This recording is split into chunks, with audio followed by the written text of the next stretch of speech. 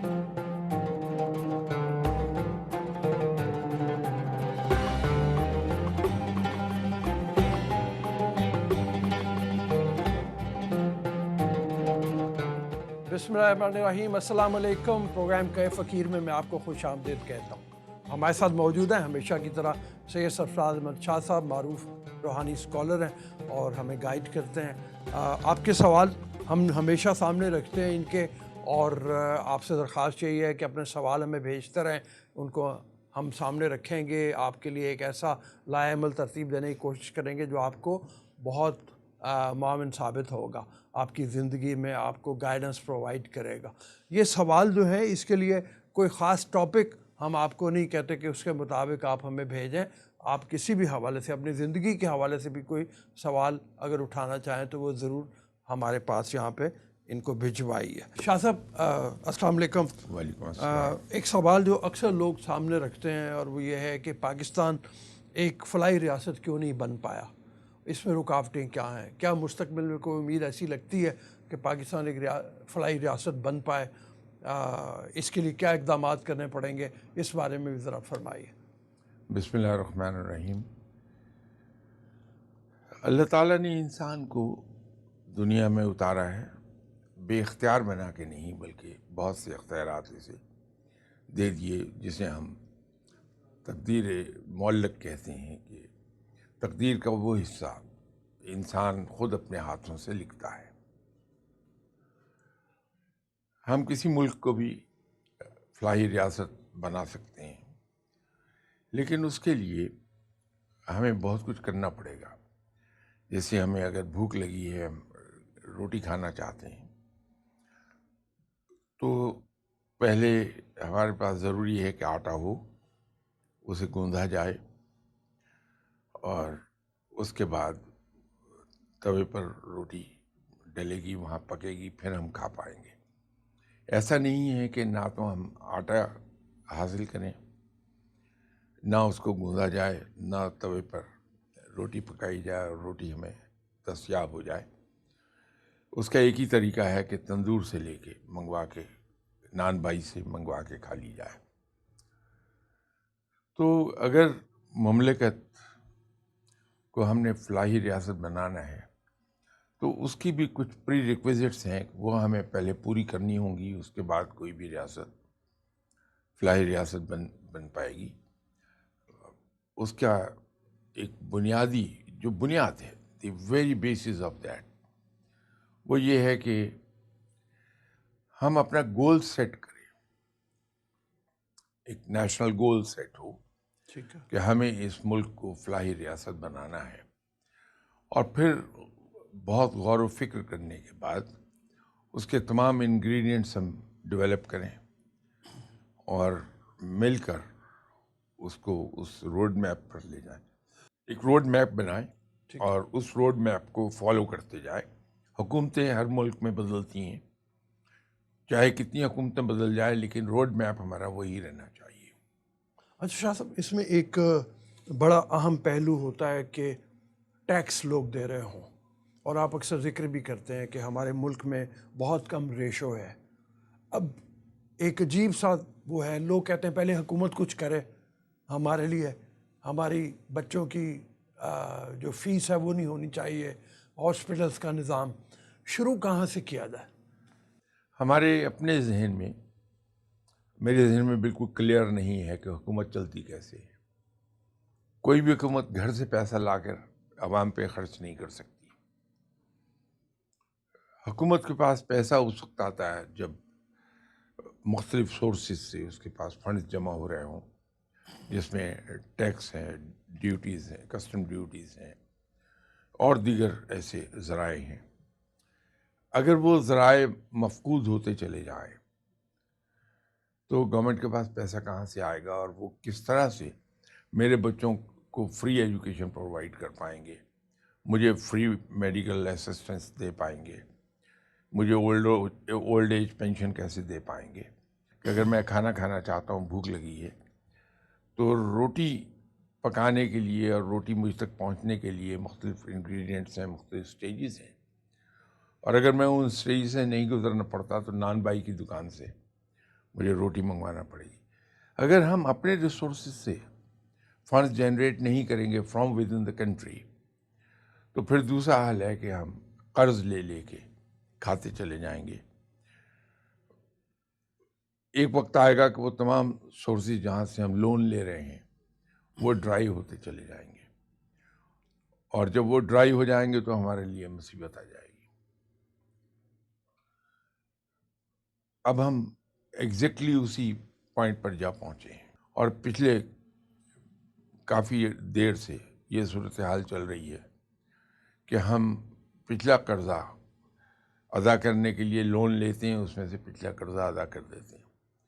ہمارے مینجمنٹ میں ایک چیز پڑھائی جاتی ہے کہ اگر آپ کے گروپ میں کئی ایک انڈسٹریز ہیں تو کبھی یہ کام نہ کیجیے کہ جو لاس میکنگ انڈسٹری ہے اس کے اندر پیسہ انجیکٹ کر دیں آپ پروفٹ میکنگ انڈسٹری سے لے کے. بہت پور مینجمنٹ ہے وہ. اسی طرح سب سے برا کام اگر مینجمنٹ میں کوئی کر سکتا ہے مینیجر, وہ یہ ہے کہ بینک کا لون ادا کرنے کے لیے دوسرے بینک سے فردر لون لے لے. ہماری اپنی ذاتی زندگی میں بھی, ایک انڈیویجول کی ذاتی زندگی میں آپ کبھی دیکھیے کہ اگر خدا نخواستہ کوئی آدمی قرض تلے آ گیا تو وہ کرے گا یہ کہ میں جس سے میں نے پہلا قرض لیا ہوا ہے پہلے سے, اس کی ڈیو ڈیٹ آ گئی ہے, اس کو ادا کرنے کے لیے میں کسی اور سے قرض لے لوں. تو اگر اس نے 1000 روپے ادا کرنے ہیں, 1000 روپے کا اس نے کسی اور سے لون لے لیا, تو بائی دا ٹائم وہ پے بیک کرے گا اس میں سے 200 روپے خرچ کر چکا ہوگا وہ, تو وہ 800 روپے دے دے گا. تو نتیجہ یہ ہے کہ اس کے اوپر اب قرض 1200 ہو گیا. یہ سلسلہ پہ شیطانی جو وشیس سرکل ہے اس کی صورت میں چل پڑے گا. بجائے ہم اور چیزوں پر زور دیں, میری نظر میں اس وقت ضرورت اس بات کی ہے کہ ہم سب مل کر ایک جگہ فوکس ہو جائے کہ ہمیں ملک کو اس کرائسس سے باہر نکالنا ہے, اور اس کے لیے ہمیں اپنا اپنا رول ادا کرنا ہوگا. اور رول ادا کرنے کے لیے ایک بنیادی ضرورت ہے کہ ہمارے یہاں نیشنل اسپرٹ ہونی چاہیے, نیشنلزم ہونا چاہیے, جو ہم نے حکومت میں رہتے ہوئے پیدا نہیں کیا قوم میں, بلکہ بعض اوقات اپنے مقاصد پورا کرنے کے لیے ہم نے اس طرح کے نعرے دے دیے قوم کو جس سے وہ نیشنلزم جو پہلے موجود تھا وہ بھی ایروڈ ہونا شروع ہو گیا. توجہ دینی ہوگی. پولیٹیکل چینجز اور ایسی دوسری چیزیں ہوتی رہتی ہیں, ہو جائیں گی, بعد میں بھی ہو جائیں گی. پہلے اس ملک کا اپنی ساؤنڈ فوٹنگ پر واپس آنا بڑا ضروری ہے, اس کے لیے کام کیا جائے. جی شاہ صاحب, یہاں ہمیں ایک چھوٹی سی بریک لینی ہے, بریک کے لیے اجازت دیجیے, بریک کے بعد واپس آتے ہیں. ویلکم بیک ٹو دا شو. شاہ صاحب, جہاں سے ہم نے سلسلہ چھوڑا تھا وہیں سے شروع کرتے ہیں. یہ فرمائیے کہ ایک ہمیشہ تصور ہمارے یہاں پہ فلاسفرز نے دیا, اقبال نے بھی دیا, اور وہ امہ کا تصور تھا, مسلم امہ. لیکن ابھی جو حالات لگتے ہیں اس میں لگتا ہے کہ امہ تو بٹ گئی, امہ کا تصور ختم ہوا ہوا ہے. آپ جیسے کہہ رہے ہیں نیشنلزم وہ بھی بڑا ضروری ہے, لیکن یہ ہے کہ اس تصور میں کہیں یہ تو نہیں ہوا کہ امہ کے اوپر کوئی زد پہنچتی ہو, یا یہ ہے کہ مفادات بہت زیادہ عزیز ہو گئے اور اس سے نقصان پہنچا ہے؟ یہ بالکل درست ہے جو آپ نے فرمایا کہ ہمارے یہاں جو بڑے سیلیبریٹڈ مفکرین گزرے ہیں, جو آتھینٹک لیڈرز گزرے ہیں, ان سب کا کانسیپٹ امہ کا تھا. خود اسلام کے اندر نیشنل کانسیپٹ نہیں ہے بلکہ امہ کا کانسیپٹ ہے.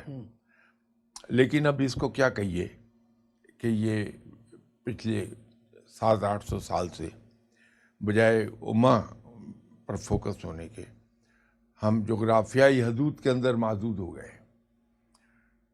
مسلمان 56 کنٹریز ہیں, وہ اپنے اپنے جغرافیائی حدود کے اندر محدود ہیں, ہر ایک کا اپنا انٹرسٹ ہے. امہ کے بارے میں شاذ و نادری کوئی سوچے گا. تو ہم بحیثیت ملک کے یا تو اتنے طاقتور ہوں فائنینشلی بھی اور ادروائز بھی کہ ہم انفلوئنس کر سکیں جیسے ہم کر لیتے تھے ایک زمانے میں. ایک وقت آیا ہم پر کہ ہم ایک مسلم اتحاد کی طرف چل پڑے تھے کہ جتنے بھی مسلم کنٹریز ہیں وہ سب اکٹھی ہو جائیں. تو جو آدمی بھی یہ کانسیپٹ دیتا ہے، مخالف چونکہ مسلمان مخالف زیادہ طاقتور ہیں تو وہ پریویل کر جاتے ہیں.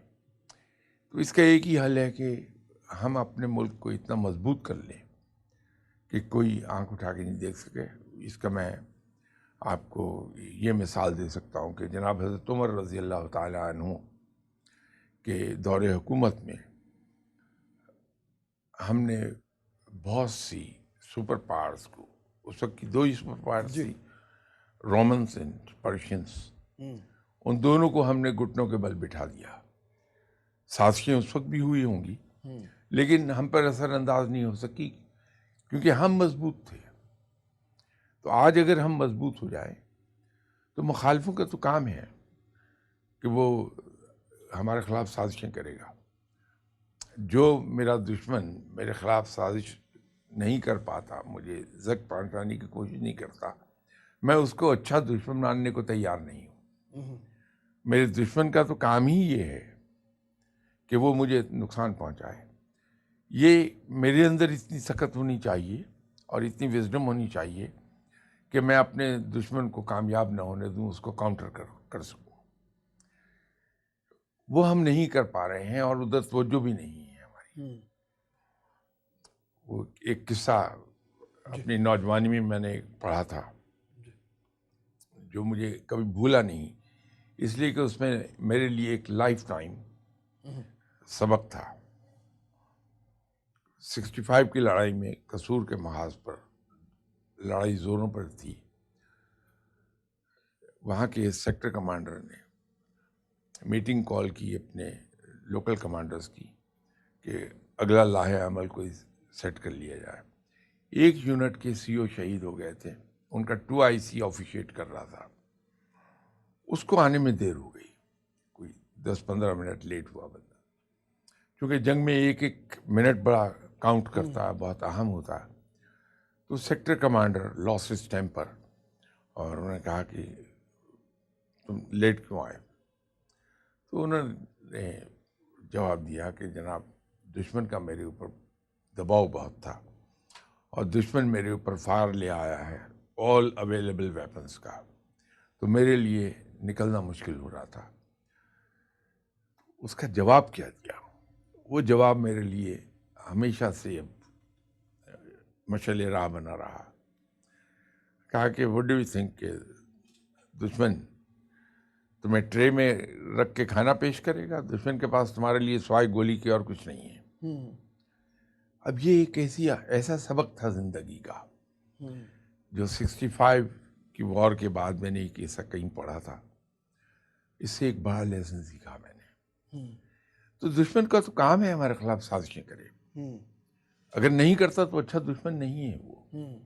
لیکن یہ ہمارا کام ہے کہ ہم اسے کامیاب نہ ہونے دیں، بلکہ اس کے خلاف ایسے کاؤنٹر میئرز لے لیں کہ دشمن کو اپنی بقا کی فکر پڑنے لگے.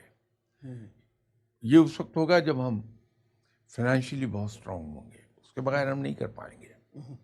آپ بہت بزنس کے لحاظ سے بھی ایک کامیاب ماڈل کی بات کرتے ہیں. قرض پہ قرض لیے جا رہے ہیں، قرض پہ قرض لیے جا رہے ہیں. ایک طریقہ کار تو وہ ہے، مجھے یاد پڑتا ہے کہ ہندوستان بھی دیوالیہ ہو گیا تھا اور اس وقت انہوں نے تمام امپورٹس کے اوپر پابندی لگا دی. ابھی تک پرانی فلمیں ان کی دیکھیں تو ایمبیسڈر پرانی گاڑی میں ان کا وزیر اعظم بھی آ رہا ہوتا تھا. تو یہ ہمیں اپنی عیاشیوں کو ختم کرنا پڑے گا، اپنے آپ کو 15-20 سال کے لیے مشکل حالات کے لیے تیار کرنا پڑے گا. کیا کرنا پڑے گا؟ رعب صاحب یہ جو عیاشیاں ہیں میں اس کی فیور میں نہیں ہوں، لیکن پروفیشنلی اسپیکنگ یہ عیاشیاں کچھ نہیں کہتی. میں اس کی ایک واضح مثال آپ کے سامنے رکھ دوں. آپ کسی بہت بڑے پاکستانی ادارے میں کام کیجیے، وہاں پہ وقتاً فوقتاً مینجمنٹ پابندیاں لگا دے گی کہ چائے کم کیجیے دفتر میں، چائے کا خرچہ بہت ہے. پابندی لگا دی کہ آپ اے سیز کم چلائیے. اس طرح کی ہم پابندیاں لگاتے رہتے ہیں. اس کے برعکس ملٹی نیشنلز اسی ملک میں کام کرتی ہیں، وہ اپنے امپلائیز کو بڑی شدت سے لک آفٹر کرتے ہیں. ان کی عام طور پر ایکسپنس شیٹ انلیس کہ وہ تمام لمٹ ہی کراس نہ کر جائے، اس پر کوئی اعتراض نہیں اٹھاتا. بڑی اچھی سیلریز دیتے ہیں، بڑی اچھی فیسلٹیز دیتے ہیں، اور ان کو لک آفٹر کرتے ہیں ہر انداز سے. لیکن پاکستانی ادارے آن ایوریج اگر کاؤنٹ کریں تو 30 سال سے زیادہ عمر نہیں پاتے. آن ایوریج کہہ رہا ہوں، ہیں ایسے ادارے جو 70 سال سے قائم ہیں، لیکن آن ایوریج میں عرض کر رہا ہوں آپ سے. ملٹی نیشنلز گرو کرتی ہیں بڑی شدت سے. اصل میں مینجمنٹ کا ایک گولڈن پرنسپل ہے. مینجمنٹ میں ہم یہ کہتے ہیں کہ don't cut your expenses, increase your income. اخراجات کم کرنے سے اس کے اندر بہت سے فیکٹرز ہیں جو ہمارے کنٹرول میں نہیں ہوں گے. آپ کے یہاں جو ٹیکس کلیکشن ہے بڑھ رہی ہے، یقیناً بڑھ رہی ہے پچھلے سالوں کی نسبت، وہ ایکنالج ہمیں کرنا چاہیے. لیکن ضرورت اس بات کی ہے کہ خاموشی کے ساتھ بغیر کوئی ہنگامہ کیے ایک سروے کنڈکٹ کیا جائے کہ کتنے پرسنٹ ٹیکس پیئرز کو خود ہمارے ہی فنکشنریز ڈرا دیتی ہیں اور وہ انڈر دی ٹیبل ڈیلز ہو جاتی ہیں. اگر ہم ان سب چیزوں پر کنٹرول کریں تو ایک ہی طریقہ ہے اس کا کہ ہم اپنے آپ کو ایک قوم میں ٹرانسفارم کرنے کی کوشش کریں، اور نیشنلزم کا جذبہ جو ہے، نیشنلزم اپنے اندر ہم انکلکیٹ کرنے. وہ کہنے سے نہیں ہوگا، نصیحتوں سے نہیں ہوگا، وہ صرف ایک طریقے سے ہوگا کہ اپنے تعلیم کا جو نصاب ہے اس کو اتنا کیئرفلی ڈیزائن کریں آپ کہ بچہ جو بالکل چھوٹا ہے، ہارڈلی 3 ایئرس 4 ایئرس، وہ کہانیاں جو بہت ہی دلچسپ پیرائی میں لکھی گئی ہیں، ان پہ کہانیوں سے وہ خود ڈیرائیو کرے نتیجہ کہ اس میں اس طرح سے اس کے رزلٹ آئے کہ اس میں نیشنلزم بہت آ جائے. ایسی قومیں ہیں جن کو آپ بھی جانتے ہیں، میں بھی جانتا ہوں. They could be any bad, ان کے بیہیویئرز کتنے ہی روٹن کیوں نہ ہوں، لیکن when it comes to their country they are nationalist. ٹھیک ہے. اول درجے کے وہ بدمعاش ہوں گے، لیکن جہاں ملک کی بات آ جائے گی وہاں ان کا نیشنلزم جاگتا ہے. وہ ایک حد ہے کہ جہاں ملکی قومی مفاد آ جائے گا وہ اپنے مفادات چھوڑ دیں گے فوراً. آپ آج وہاں ٹیلی ویژن پر 15 منٹ کے لیے ایک اشتہار چلا دیجیے کہ for national cause by evening ہمیں 10 ملین پاؤنڈ کی ضرورت ہے. آپ بھی اس بات کو جانتے ہیں جو میں کہہ رہا ہوں. بائی ایوننگ 10 تو کیا 100 ملین اکٹھے ہو گئے ہوں گے وہاں. یہ انہوں نے اچیو کیا ہے اپنے نظام تعلیم کے ذریعے سے کہ نصاب اس قسم کا ہے اور طریقہ تعلیم ایسا ہے کہ وہ بہت چھوٹی عمر میں بچوں میں وہ نیشنلزم پیدا کر دیتے ہیں. جی شاہ صاحب، یہاں ہمیں ایک چھوٹی سی بریک لینی ہے. بریک کے لیے اجازت دیجیے، بریک کے بعد واپس آتے ہیں. ویلکم بیک ٹو دا شو. شاہ صاحب، جہاں سے ہم نے سلسلہ چھوڑا تھا وہیں سے شروع کرتے ہیں. ہم اپنے جو مذہبی شاعر ہیں ان کو یہاں پہ اس کے ساتھ ملانے یا جوڑنے سے قاصر ہیں، اس سینس میں کہ ٹیکس چوری کرنا، ہم نماز بھی پڑھتے ہیں، ٹیکس بھی چوری کرتے ہیں، ہم اس کا اطلاق نہیں کر پاتے یہاں پہ کہ اگر وہ ٹیکس ہم چوری کر رہے ہیں یا کسی کو وہاں پہ جا کے انڈر دا ٹیبل کوئی ڈیل کر رہے ہیں اور وہ ملک کو تو نقصان پہنچا ہی رہے ہیں، لیکن ہم ساتھ میں اپنی فلاح کا جو ہے وہ بھی بڑا غرق کر رہے ہیں، تو یہ کوئی کمی تو نہیں رہ گئی کہیں ایسی؟ رؤف صاحب، یہ جو جملے کی فارمیشن ہے کہ کمی رہ گئی، وہ شاید اس فارمیشن آف سینٹینس سے میں ایگری نہ کر پاؤں. ٹھیک ہے. وجہ یہی ہے جو آپ کہہ رہے ہیں، لیکن کمی رہ نہیں گئی، ہم نے اس پہ توجہ دی ہی نہیں. تو جو چیز ان اٹینڈڈ ہوگی وہ اسپائل ہو جاتی ہے. جس زمانے میں آپ تعلیم حاصل کر رہے تھے، میں اس سے بھی پہلے کا ہوں. ہمارے زمانے میں میٹرک تک ایک سبجیکٹ تھا جس کا ڈیلی 45 منٹس کا پیریڈ ہوتا تھا، اس کو دینیات کہتے تھے. جی. اور یہ شروع ہو جاتا تھا کلاس 5 سے ہی. اس دینیات کی کتاب میں تعلیم تھی میرے مذہب کی، میرے دین کی، اور وہ اس کچے ذہن میں اتار دی جاتی تھی یہ بات کہ تمہارا دین یہ کہتا ہے تم یہ کر سکتے ہو، یہ نہیں کر سکتے ہو. ڈوز اینڈ ڈو ناٹس میرے ذہن میں بڑے کلیئر تھے. ہم نے نام تو بدلا، نام بدلنے پر تو اعتراض نہیں مجھے، ہم نے اس کا نام اسلامیات رکھ دیا، اس لیے کہ ہم باہر کی دنیا کو دکھانا چاہتے تھے کہ یہ اسلامی تعلیمات ہیں جو ہم دیتے ہیں. دینیات تو کسی طرف بھی جا سکتی تھی کہ اگر کوئی عیسائی بچہ ہے کلاس میں تو دینیات مطلب یہ ہے کہ ہم عیسائیت کی تعلیم اس کو دیں گے، اس کے مذہب کے مطابق. اسی طرح دوسرے مذاہب کے ماننے والوں کو، تو اس میں وہ ٹرانسلیٹ یوں ہو جاتا تھا. ہم نے اسلامیات نام رکھا، اس پہ مجھے اعتراض نہیں بالکل، لیکن اس کے کنٹینٹ کو تو نہ بدلتے ہم. نتیجہ یہ ہوا کہ جب بنیاد ہماری کمزور ہوئی تو باہر کی فورسز نے اس پہ افیکٹ کر لیا. آپ کی بلڈنگ ہے، اس کی بنیادیں کمزور ہوئیں، اگر ونڈ سٹارم آ جائے گا بہت ہائی ویلوسٹی کا، کوئی زلزلہ آئے گا، بلڈنگ زمین بوس ہو جائے گی. لیکن اگر اس کی بنیادیں مضبوط ہیں تو یہ نہ زلزلہ اس کو کچھ کہہ سکتا ہے، نہ طوفان اس کو کہہ سکتا ہے. تو ہم نے اپنی بنیادیں کمزور کی ہیں، تو باہر کے جو طوفان تھے ان کو موقع مل گیا ہمیں گرانے کا، کہ ہماری جڑیں کھوکھلی ہو گئی تھیں. تو ہمیں اس طرف جانا چاہیے اور اپنے آپ کو مضبوط کرنا چاہیے.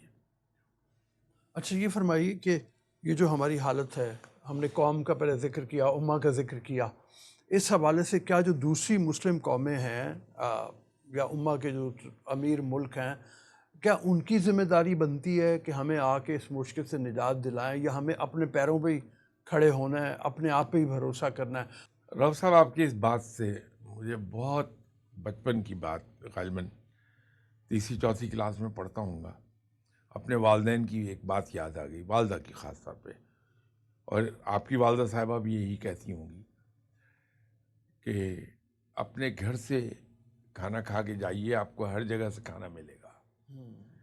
گھر سے بھوکے جائیں اس امید پر کہ دوسری جگہ مل جائے گا، کہیں سے کھانا نہیں ملے گا.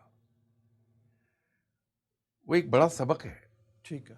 وہ ورچولی صرف کھانے کے لیے محدود نہیں تھی بات، مراد یہ تھی کہ اگر آپ خود اپنے اندر سے مضبوط ہیں، بھرے ہوئے ہیں، تو آپ کو ہر آدمی والنٹیئر کرے گا اپنے آپ کو کہ آپ کی مدد کر دے. ہمارے ایک باس تھے، 72 کے اینڈ پر تشریف لائے تھے وہ ہمارے پاس، اور 74 کے شروع تک رہے.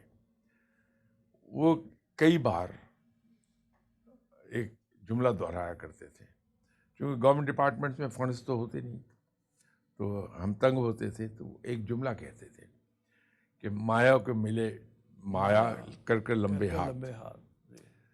جب آپ کی جیب میں ہے نا پیسہ، اس پیسے کو دیکھ کے دوسرا بھی کوئی بھی اماؤنٹ آپ کو دینے کو تیار ہو جائے گا.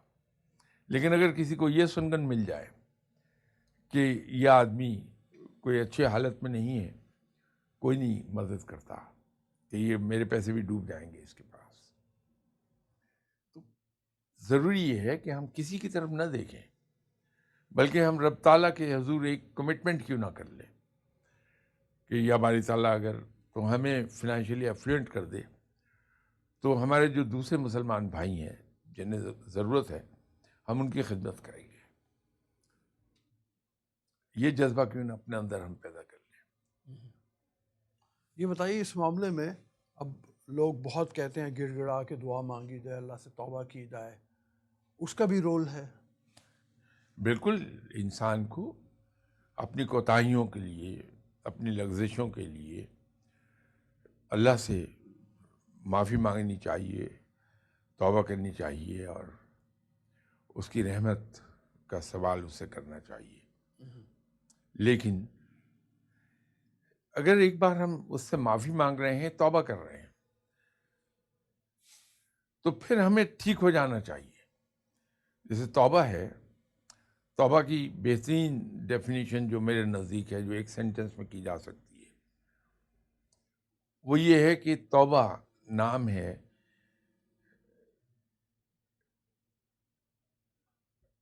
بے وفائی سے وفا کی طرف. ٹھیک ہے. تو جب ہم توبہ کرتے ہیں تو پھر بے وفائی چھوڑ کے اللہ سے وفا کرنی چاہیے.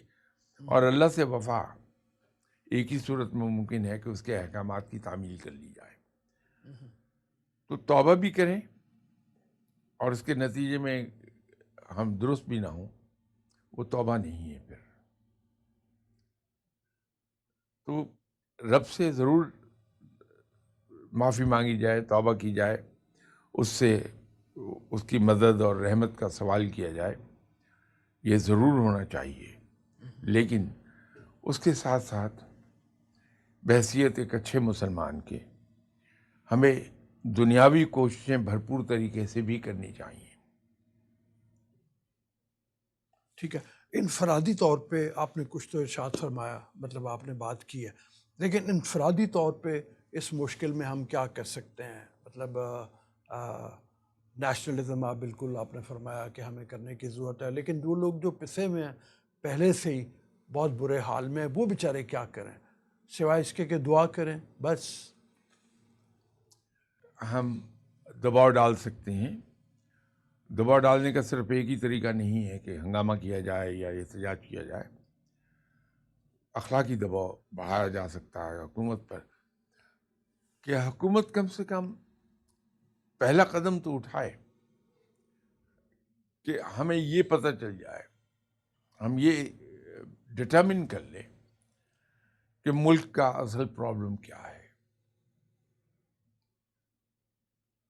ہم اس طرف کیوں چلے گئے. ہم یقین کیجیے سدا سے ایسے نہیں تھے. میں نے اسی ملک کو بڑے اچھے حال میں دیکھا، اگرچہ میں اس وقت پڑھ رہا تھا میٹرک میں، کالج میں، کہ ہم وہ ملک ہیں جو جرمنی کو بھی جنہوں نے قرضہ دیا تھا، اور ملکوں کو بھی قرضہ ہم نے دیا تھا. ہم وہ ملک ہیں، ہم وہ ملک ہیں جن کا پاسپورٹ اتنا اوتھینٹک تھا، اتنا پاورفل تھا، کہ اکثر ملکوں میں یا تو ویزا آن ارائیول تھا یا ویزا تھا ہی نہیں. ایک عزت تھی، وہ میں نے عزت دیکھی ہے، ایکسپیرینس کی ہے خود. میں نے دوسرے ملکوں کو پاکستان کی بے پناہ عزت کرتے دیکھا ہے. اس لیے میں کہہ رہا ہوں کہ ہم سدا سے ایسے نہیں تھے. ہم نے اپنی حرکتوں سے یہاں تک پہنچا دیا جہاں آج ہم بیٹھے ہوئے ہیں. ہم اور کچھ نہیں کر پاتے تو کم سے کم واپس اس مقام پر تو چلے جائیں. جہاں پر اقوام عالم میں ہماری عزت تھی، ہم اپنے آپ کو دھوکہ دینے کے لیے، دوسروں کے سامنے ایک بھرم قائم رکھنے کے لیے یہ کہتے ہیں کہ ہم بہت ویل ریسپیکٹڈ قوم ہے پوری دنیا میں. لیکن آپ بھی دوسرے ملکوں میں ٹریول کرتے ہیں، کبھی کبھار مجھے بھی اتفاق ہو جاتا ہے، وہاں جو کچھ ہم ایکسپیرینس کرتے ہیں وہ ہمارے الفاظ کے برعکس ہے. ٹھیک ہے. تو ہمیں سچائی اور حقیقت پسندی کی طرف جانا چاہیے، پھر ہم اس کے کازز کی طرف چلے جاتے ہیں، ریئل کازز. جب وہ ریئل کازز ہم اسٹیبلش کر لیں گے، ہمارے سامنے آ جائیں گے، تو ہمارے لیے آسان ہوگا کریکٹو میئرز لینا. ٹھیک ہے. تو مسئلہ حل ہو جائے گا.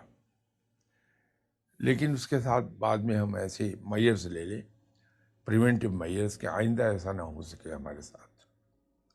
تو جب تک ہم نے اتنا سسٹمیٹیکلی موو نہیں کرنا ہے، ملکی معاملات ہمارے ٹھیک نہیں ہوں گے، ہم یوں ہی بھٹکتے رہیں گے. اللہ نہ کرے، اللہ کرے آپ کی دعائیں جو ہے جس طرح سے کام آئے ہمارے. ابھی اجازت دیجیے، پروگرام کا وقت ختم ہو رہا ہے. شاہ صاحب مجھے سے فرمایا کہ صرف یہ نہیں ہے کہ ہمیں انحصار کرنا چاہیے کچھ چیزوں کے اوپر، بلکہ اوور آل بھی ہمیں اپنے آپ کو بہتر کرنے کے لیے کوشش کرنی چاہیے. دعا بھی کریں لیکن ساتھ میں عملی اقدامات بھی کریں، اور عملی اقدامات کے لیے ملک کو سب سے پہلے اپنے سامنے رکھیں اور یہ دیکھیں کہ وہ کیا مسائل ہیں جو درپیش ہیں ہمیں. ابھی اجازت دیجیے، اگلے پروگرام میں پھر ملیں گے. اپنے سوال ہمیں بھیجتے رہیے جو ہم سامنے رکھیں، اور شاہ صاحب سے گائیڈنس لیں. ابھی اجازت دیجیے، اللہ حافظ.